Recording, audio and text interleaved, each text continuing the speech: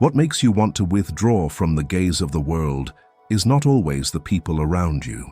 Sometimes it is the version of yourself they keep calling forth every time they look at you. That is the part that wears a person down until she no longer wants to show up the way she used to. You walk into a room, hear people speak to you in the same tone they have always used, and almost instantly feel yourself being pushed back into an old shape. A shape that was once useful, a shape that once helped you be accepted, needed, and seen as steady. But now it has become the very thing that keeps you tied to a life that no longer matches the deepest part of you. Jung would not have seen this as a passing mood. He understood that when a person can no longer bear to be seen in the old way, it often means the ego has reached its limit. The persona, the mask that once helped you live in the world, begins to lose its vitality. And when that happens, every look from the outside no longer feels like connection. It feels like pressure to return to a self that has already lost its truth. This video goes into that exact moment, when being seen no longer feels like recognition, but like a burden. When withdrawal is not necessarily weakness, but may be the first sign that a more honest life is trying to come through. Part 1. When being seen starts to exhaust you. You do not suddenly start hating people, and you do not suddenly want to cut off every connection. The first thing that changes is the feeling inside you each time you have to walk into a familiar space, see familiar faces, and be called by the same psychological name people have been calling you for years. You can still do everything you used to do. You still speak properly, still keep your composure, still seem fine. But after each of those moments, it feels as if you have been made to put on a set of clothes that once fit you perfectly and now press against your chest, tighten across your shoulders, and keep you from taking a full breath. That is the point where the problem is no longer other people. The problem is that the image they see when they look at you no longer matches the part of you that is actually alive inside. Jung called that layer of image the persona. Put simply, it is the social face you build in order to live in the world. It is not something bad. It helps you work, keep the peace, care for a family, and move through a group without constant friction. The persona helps a person be seen as reliable, mature, considerate, kind, composed, and strong. The problem is not that you have a persona. The problem begins when you live inside it for so long that you forget it is only an adaptation, not the whole of who you are. Jung was very direct about this. The persona is that which in reality one is not, but which oneself as well as others think one is. This is where many mature women get trapped without quite knowing how to name it. You live for so long as the one who is always fine that everyone comes to believe you are fine. You live for so long as the one who knows how to yield that people start treating that yielding as your nature. You live for so long as the one who does not want to burden anyone that, over time, even when you are hurting, your first reflex is to swallow it before one honest sentence can rise to the surface. At first, those ways of living bring rewards. They make you loved, trusted, and relied upon. Society rewards this kind of adaptation. Families often reward it too. But the price of that reward is that you get locked into a role. Then one day that role is no longer something you put on. It clings to your skin so tightly that you can no longer tell where you end and where the survival pattern begins. The turning point usually does not come through some dramatic event. More often, it comes after a stretch of exhaustion, after a marriage that forces you to look back at yourself, after a loss that strips away the strong outer layer, after years of doing everything right and still feeling empty. or after the moment you realize people love how easy you are to be with more than they love what is true about you. From that point on, the old persona starts to feel heavy. You can still function through it, but you can no longer live inside it. You can still smile at the right moment, say the right thing, hold the proper calm expression, and keep the expected tone. But inwardly, something no longer agrees. Jung understood this as a break in identification with the mask. That is where real maturation begins, because individuation does not start when you become someone new. It starts when you stop believing that the old role is who you are. To see this more clearly, think of Rebecca, a 42-year-old HR director at a tech company in Singapore.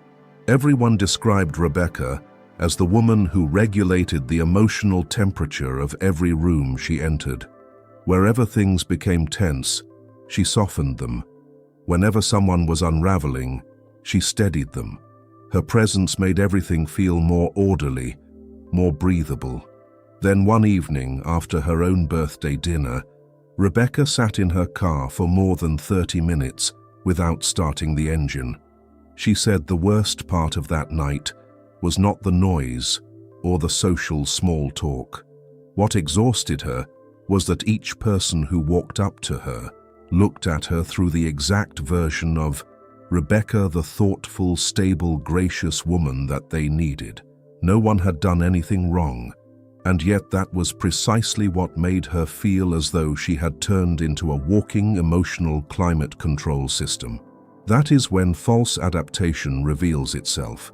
A form of adjustment that once helped her live well has gone so far that it has begun to replace the living core of who she is. That is also why being seen starts to feel exhausting. Not because you have become too sensitive, not because you have grown harder to please, but because in most daily interactions, people are not actually meeting the person who is now taking shape within you. They are meeting the older version that once helped you survive.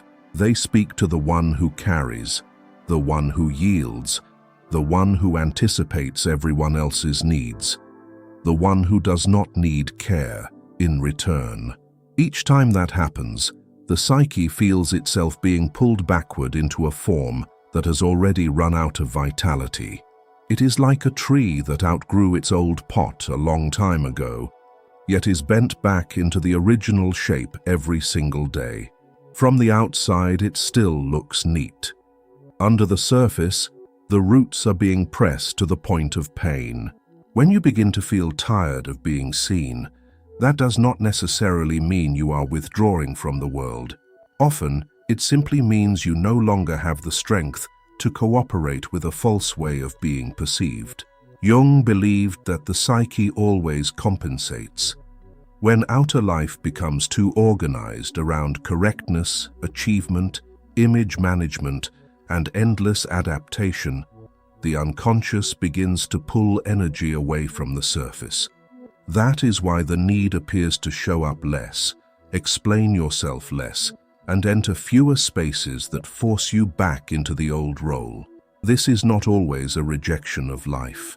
Many times it is the soul trying to restore balance after the outer axis has drifted too far from the inner one. And this is also where Jung saw the first signs of individuation.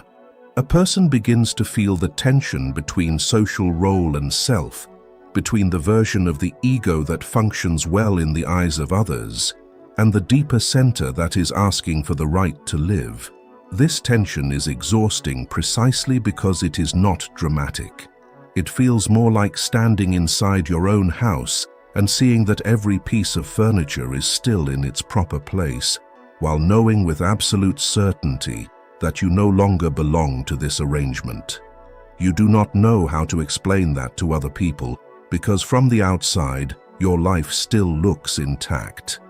But inwardly, the truth has already changed direction, and from that moment on, every call to step back into the old role costs you something. So if lately you have felt tired each time you have to appear before eyes that are still attached to an older version of you, do not rush to conclude that you are becoming cold or distant. What may be breaking is not your capacity to connect with life, but your identification with a persona that has expired. It may be that the part of you refusing to cooperate now is your soul itself, because it knows you cannot keep living forever inside a form that once saved you but has now become too tight. If you recognize yourself in this, leave a brief comment below the video. Just one sentence about the role you have carried for so long that now, each time you are seen through it, you feel tired. Sometimes having the truth of your inner life named clearly is the first step toward coming home to yourself. Part 2. The necessary retreat of individuation. After realizing that the old mask has become too tight, you begin to enter a stage that is even harder to understand. You are not only tired of showing up in the old way, you also find yourself naturally pulling back from many things that once felt familiar. You feel less need to explain, less need to join in, less need to maintain the level of contact you used to work so hard to keep intact. From the outside, this state is easily mistaken for distance, withdrawal, or a loss of interest in life. But in Jung's view, this is often not a sign of breakdown. It is something that frequently happens when inner life begins to reorganize itself. When the psyche starts to move, it needs a certain distance so that whatever has been pressed down, neglected, or drowned out by the pace of ordinary life has a chance to rise to the surface. But Jung did not see inner growth as the process of becoming perfect, free of contradiction, or permanently clear about oneself. He spoke of individuation as a gradual movement toward becoming more real, more whole, less dependent on the gaze of the collective, and more rooted in the self, which is the deeper center of the human being. A process like that rarely begins by expanding outward. More often it begins when the old slowly starts to come apart, while the new does not yet have a name.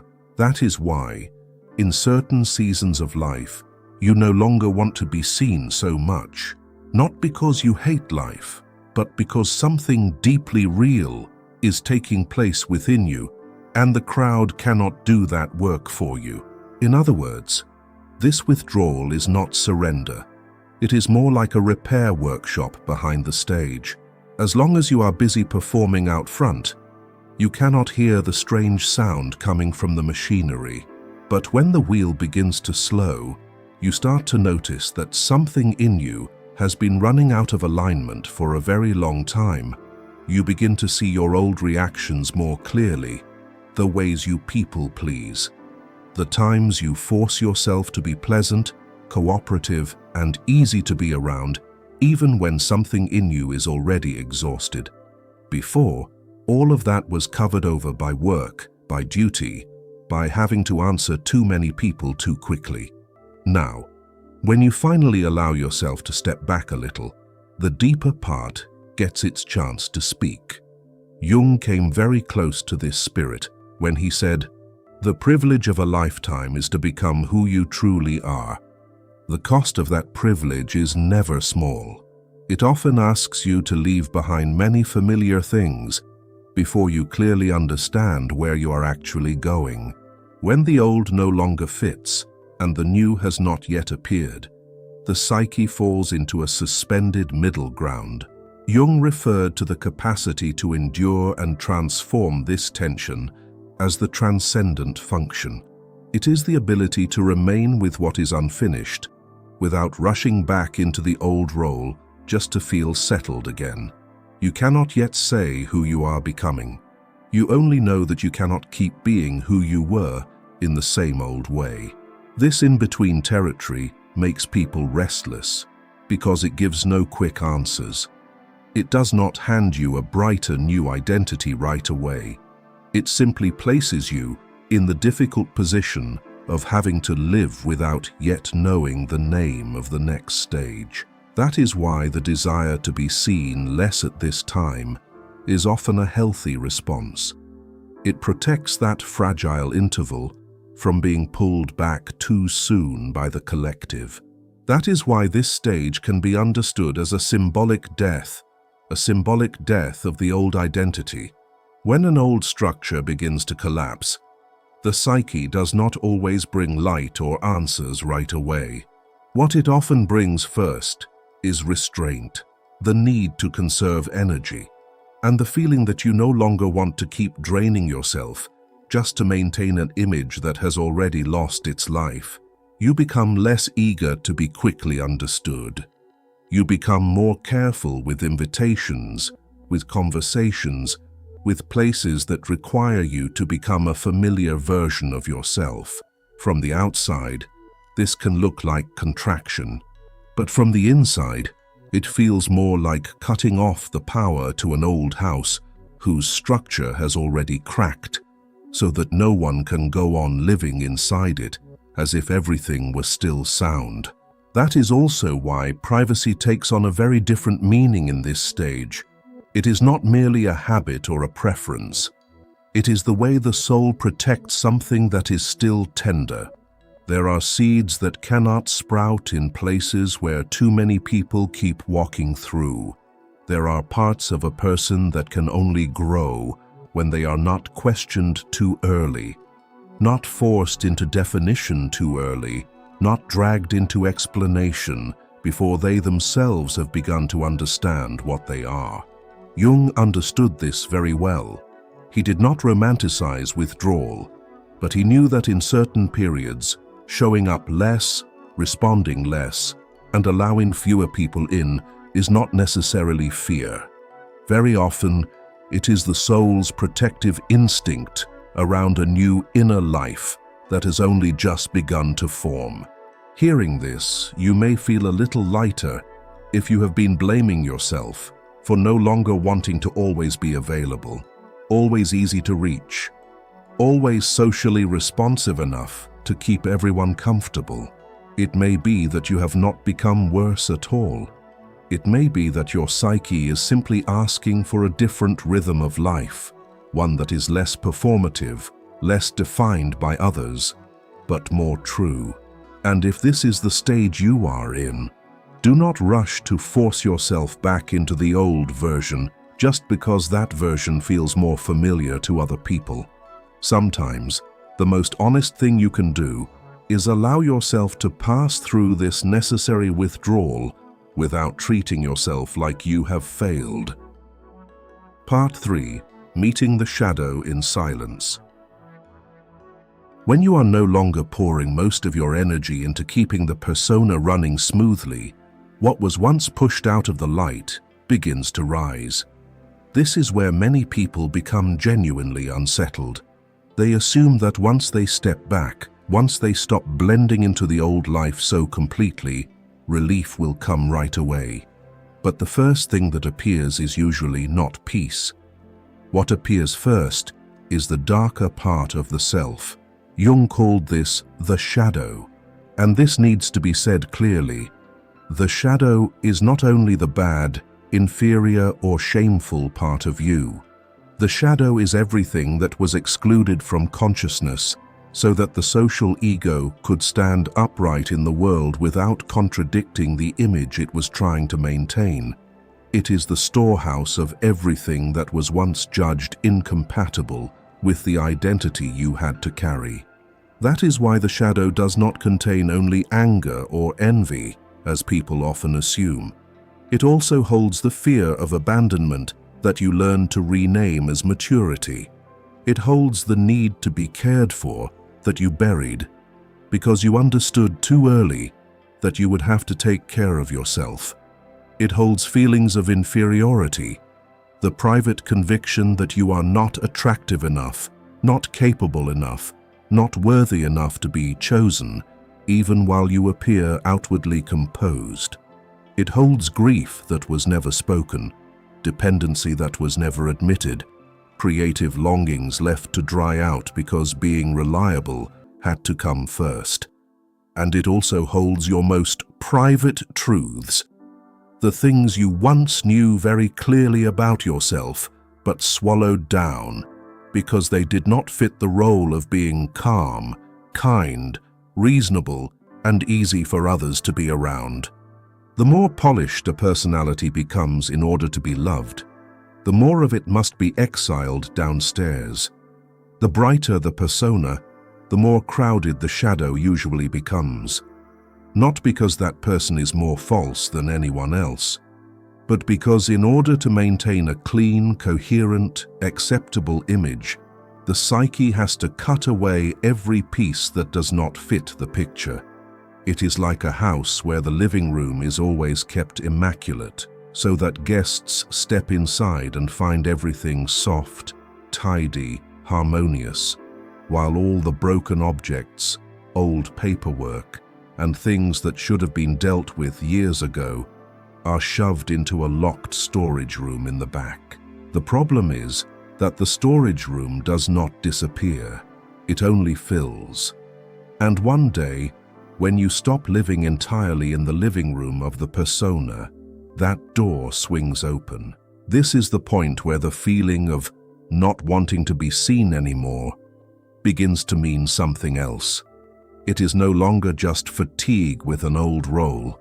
It is a sign that you are beginning to meet again the parts of yourself that were left behind on the road of adaptation. You no longer want to appear too quickly, too neatly, too easily understood in the eyes of others, because inwardly you have seen something far more complicated. You begin to realize that what you called confidence may have been a compensation for feeling not enough. Jung wrote often about this mechanism of compensation. The psyche is always trying to balance what the ego lacks. That is why some people look so steady, so proactive, so certain, while that very certainty is only scaffolding built around a vulnerability that has never been acknowledged. What looks like generosity may also be a way of avoiding rejection. What looks like independence may be a strategy for never again daring to need anyone. What looks like detachment may be emotional numbness after too many disappointments. And once you see these things in yourself, you no longer want to offer a flattened version of who you are, pleasant enough and bright enough for easy consumption.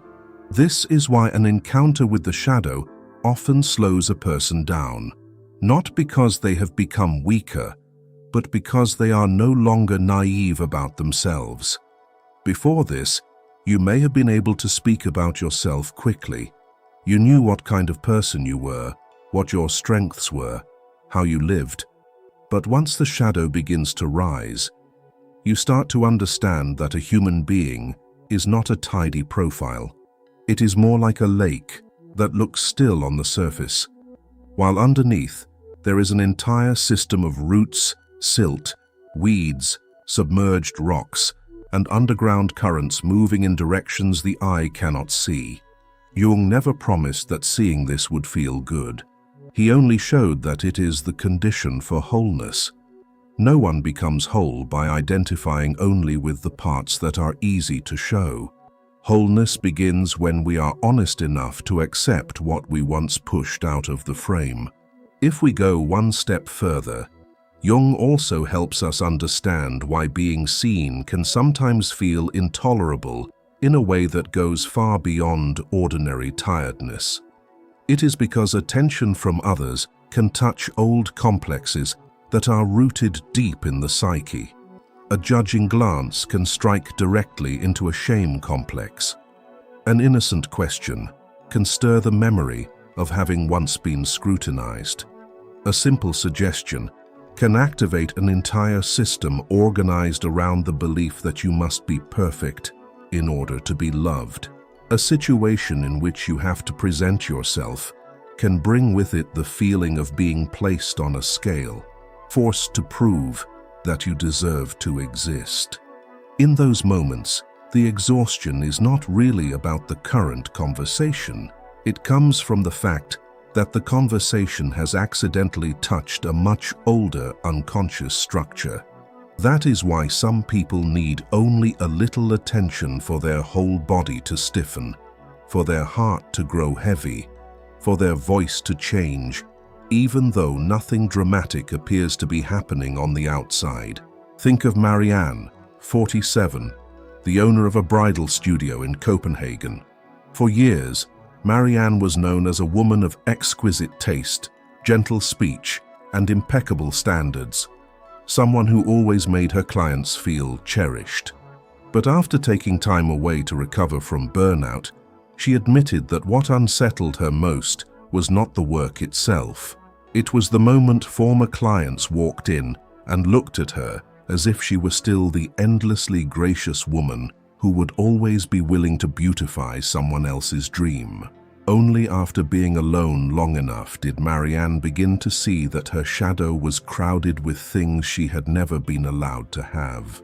Resentment about having to serve other people's beauty, envy toward women who dared to live messily without apologizing, a sense of inferiority that began in youth because she was always compared to her sister, and a deeply personal creative desire that had never been lived because she had been too busy pleasing other people.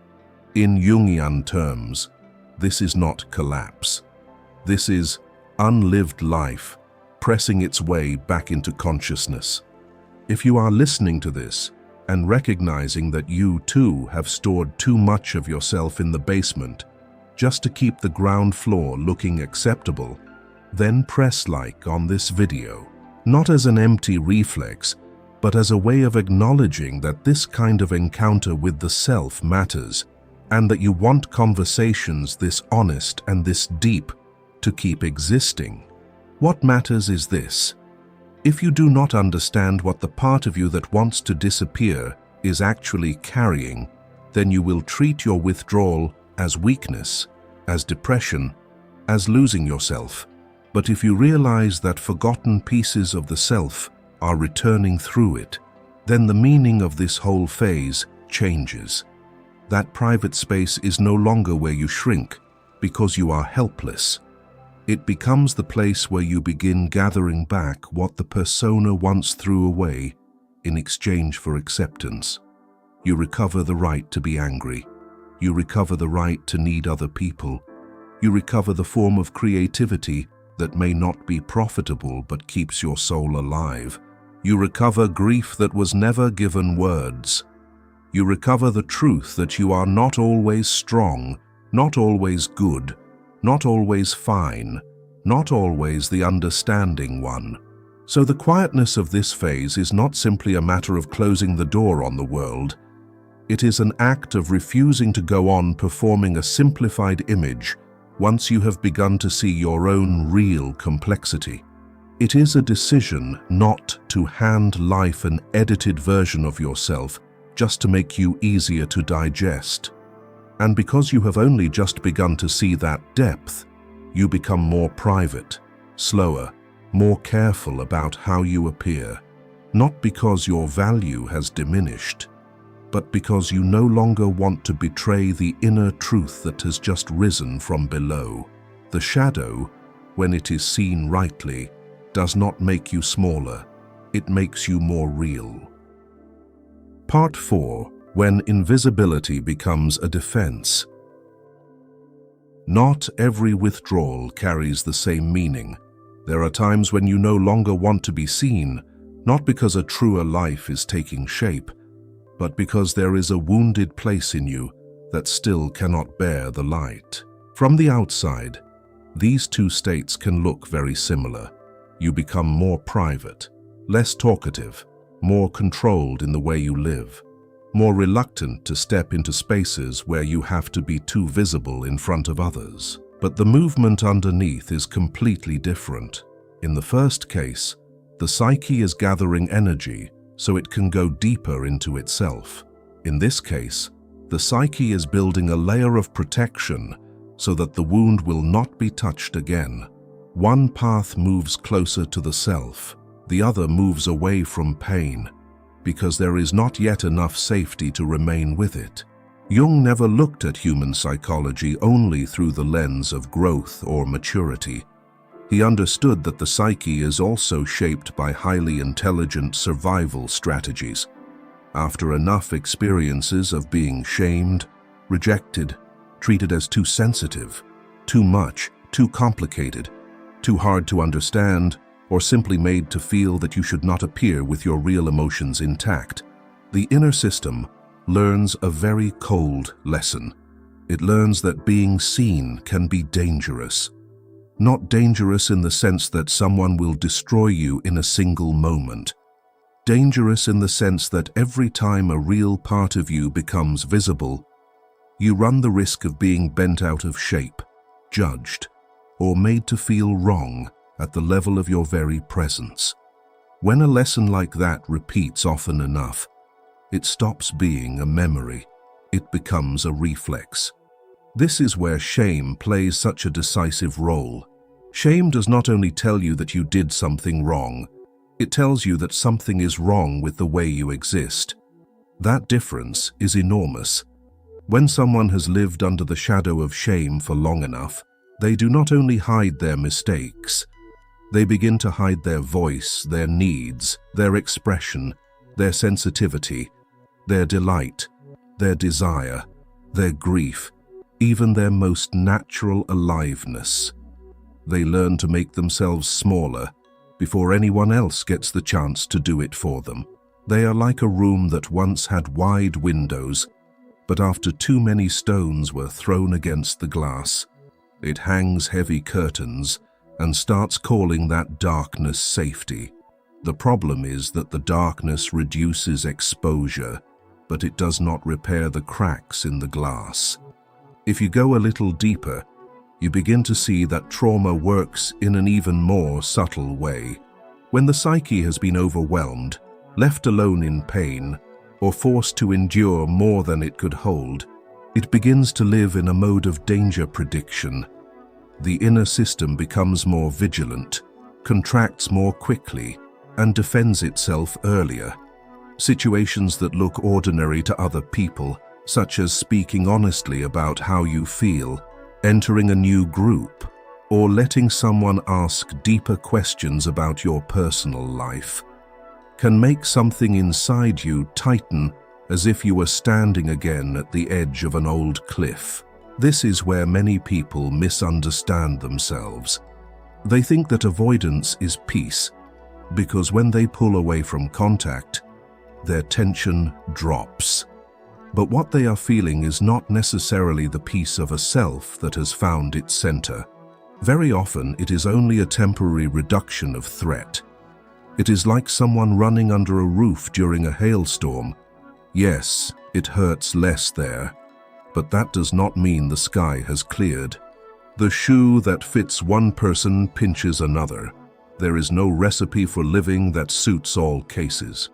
Jung's observation fits here with unusual precision because it reminds us that not every form of withdrawal can be understood through the same story. Some people need to step back in order to become more real. Others step back because the injured part of them cannot bear one more exposure.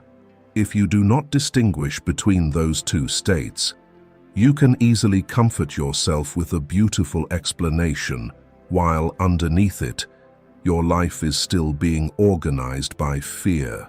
Rejection also leaves a deep mark here. If, early in life, important parts of you were pushed aside, if your feelings were treated as inconvenient, your needs as selfish, your way of thinking as difficult, your sensitivity as weakness, then you may grow up carrying a very sad, unconscious expectation. Before the possibility of being understood, you already prepare yourself for misattunement. Before the hope of being received, you already take up a posture in which your right to exist must be negotiated. In that condition, saying less, showing less, appearing less, is no longer a free choice. It becomes a way to lower the cost of being yourself. It is like someone who always wears long sleeves, not because she is cold, but because she has grown too used to hiding bruises from other people's eyes. The final consequence of all this is often self-doubt, a quiet mistrust toward your own way of being.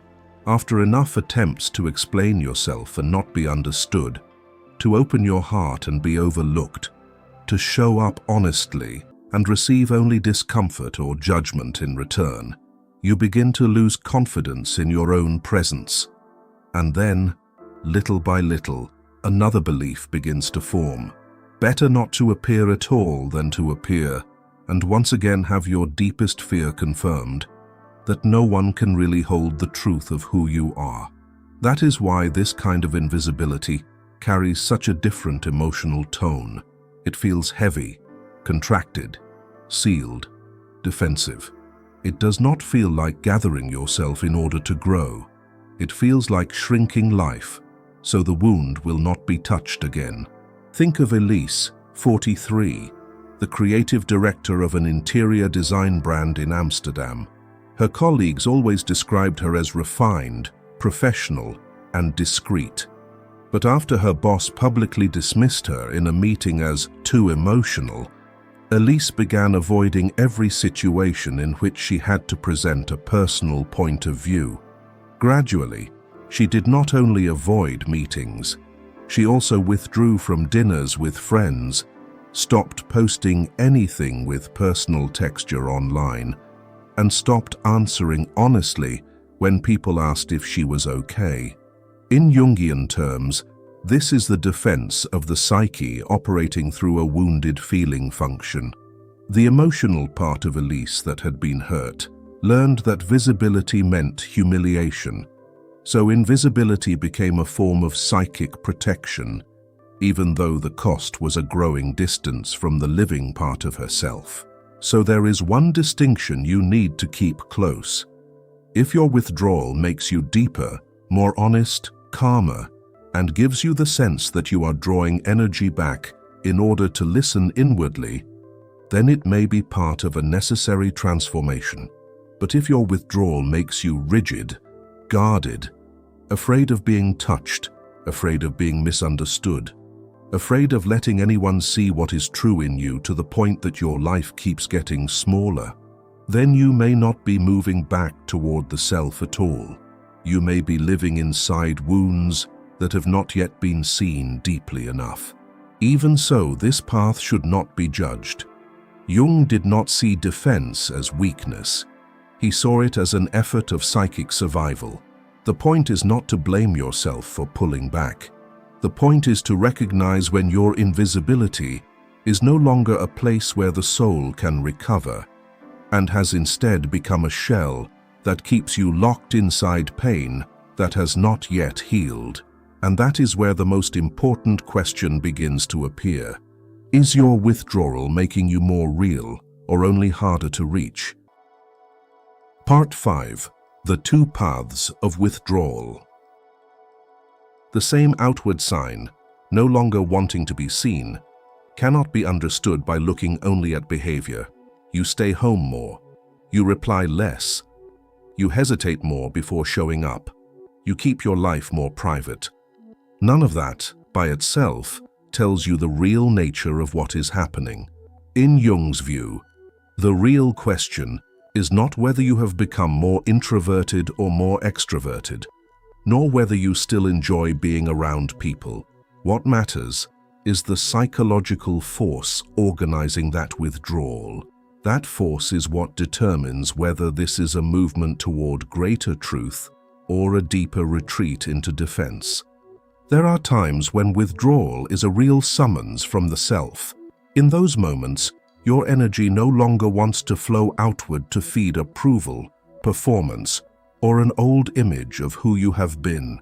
You feel less invested in shallow interactions, less willing to explain yourself in ways that make other people comfortable, less willing to live at a pace that suits the crowd. This is not because you have stopped loving life. It is because a deeper structure is quietly taking shape. In that case, privacy is not a wall. It is more like a greenhouse.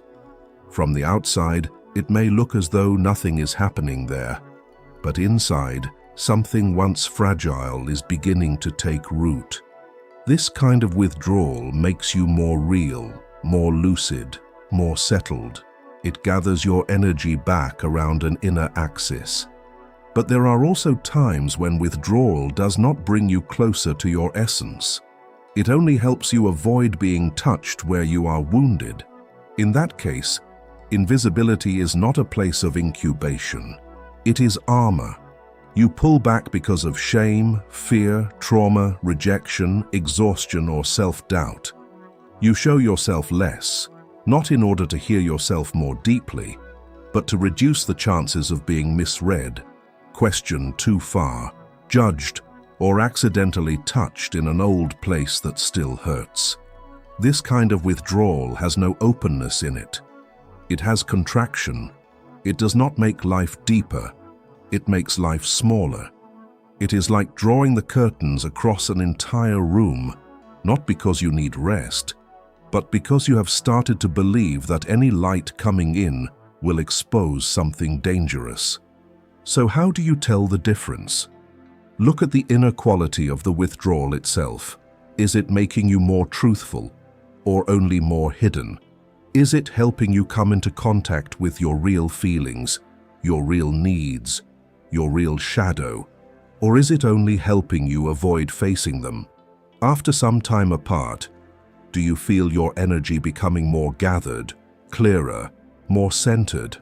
Or do you find yourself becoming more guarded, more constricted, more dependent on controlling every contact so you can feel less afraid? In more Jungian terms, this is the difference between protection for becoming and protection from pain. One is guarding something that is trying to come into being. The other is only trying to reduce injury. Jung offers a striking way of understanding this when he treats much neurotic suffering as a sign of an unlived life. Neurosis is always a substitute for legitimate suffering. It is not an easy sentence to hear, but it speaks directly to the heart of this subject. Sometimes what exhausts you about being seen is not other people's attention in itself. It is the fact that you have lived too long inside a substitute life, a life that fits the role but does not fit you, a life that functions but has no soul in it. In that case, every social interaction becomes one more act of maintaining what is false, and the psyche begins to resist. Withdrawal then becomes a sign that something in you no longer wants to cooperate with an unlived life. But if you then use withdrawal to avoid facing both your darkness and your wounds, that withdrawal itself can become another form of unlived life. Think of Evelyn, 45, who leads a much-loved book club in Toronto. After years of being the one who connected everyone, the one who made every conversation feel thoughtful and kind, Evelyn suddenly cancelled almost all of the group's meetings for 6 months. At first, she thought she simply needed rest. But later she realized that two different movements were living side by side within her. One part of her genuinely needed privacy so she could hear again the desires she had neglected for too long. The other part was simply afraid that someone might ask a question honest enough to touch the old inferiority she carried from never feeling fully understood. In Jungian terms, this is exactly where discernment becomes essential. The same act of withdrawal can lead in one direction toward individuation, while in another, it is being driven by a complex formed around old injury. So the right question is not, why am I so strange that I no longer want anyone to see me? The right question is, what in me is asking for space? And what in me is finally asking to be understood? These are deeply Jungian questions because they do not condemn the symptom. They listen to it as a symbol, as a message from the psyche, as a meaningful movement rather than a flaw that must be corrected at once. And only when you stop accusing yourself for withdrawing do you begin to read it more truthfully. Then you can know when to protect your sacred privacy so that a more real life can grow, and when to gently turn back toward the pain that taught you being seen was dangerous.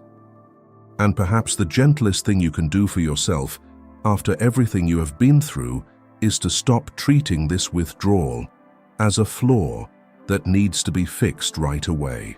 You are not necessarily becoming distant, selfish, or difficult to understand. It may simply be that you have been tired for too long from holding a shape that no longer fits who you are. It may be that something deep within you is asking to breathe in a different rhythm. It may also be that another part of you is still hurting and does not yet feel safe enough to step forward. Whatever the reason, you do not need to be any harsher with yourself than life has already been. What you need is not to force yourself back into the person you used to be, but to be honest enough to listen for what in you is shrinking out of fear, and what in you is quietly growing toward a more truthful life.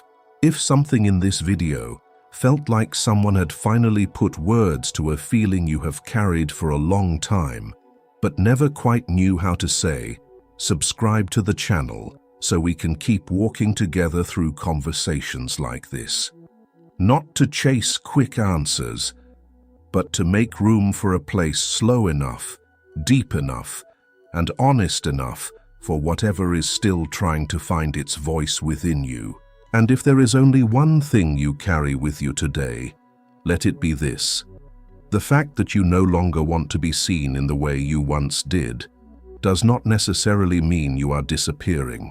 It may simply mean that the truest part of you no longer wants to keep being called by the wrong name.